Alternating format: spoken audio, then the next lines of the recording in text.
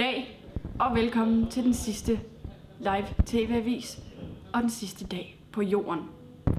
Undersøgelser i samarbejde med FN viser, at solen inden for de næste 2 minutter vil nå sit ypperste kogepunkt og dermed medføre udslettelse af menneskeligheden. Dommedagen er kommet. Da vores viden omkring solens kreblys er begrænset, og derved har vores forskere ikke haft muligheden for at undgå denne eksplosion. Hele jordens befolkning har modtaget en pille fra regeringen, som har en beroligende effekt, og jeg råder jer alle sammen til at tage den. Denne pille vil hjælpe jer med at komme igennem dette med ro i sindet. Til sidst vil jeg runde af med at sige tak for nu. Lad os alle håbe, at der har været en overordnet mening med dette. Tak.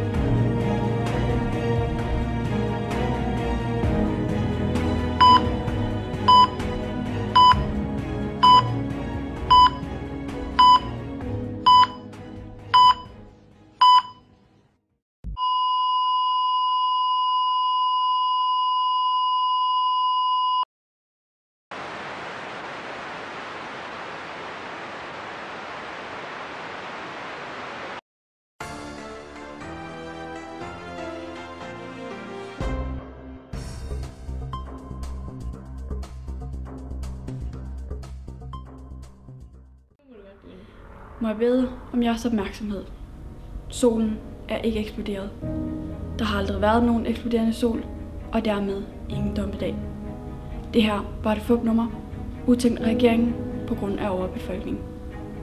Forskere har undersøgt, at hvis der ikke tages drastiske metoder i brug, vil jorden være uden ressourcer inden for de næste 5 år. Det er sandt, at FN mødtes, men det var blot for at finde en løsning på dette problem. Den udleverede pille virker ikke blot beroligende, den er dræbende. Det har været en svær beslutning, men nødvendig. 70% af jordens befolkning er døde, og de resterende 30% kan nu leve videre i ro og mag.